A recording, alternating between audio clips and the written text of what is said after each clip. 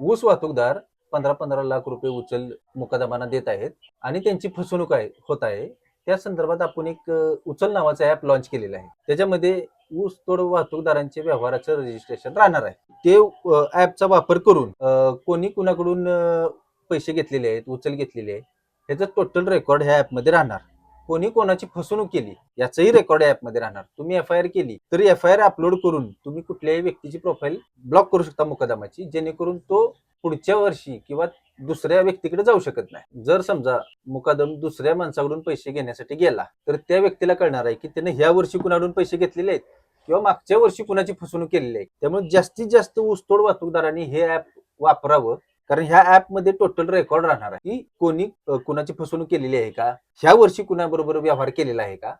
मी सुद्धा एक ऊस शेतकरीच आहे. हे फसवणूक बघितल्यानंतर मला एक कल्पना आली म्हणून मी हे ऍप तयार केले. यामध्ये अजून काही बदल करायचे असतील तर ऊसतोड वाहतूकदारांनी आम्हाला संपर्क साधून त्याबद्दलचे बदल आम्हाला सुचवावे. जसे बदल होत जातील तसं हे ऍप आणखी स्ट्रॉंग होत जाईल.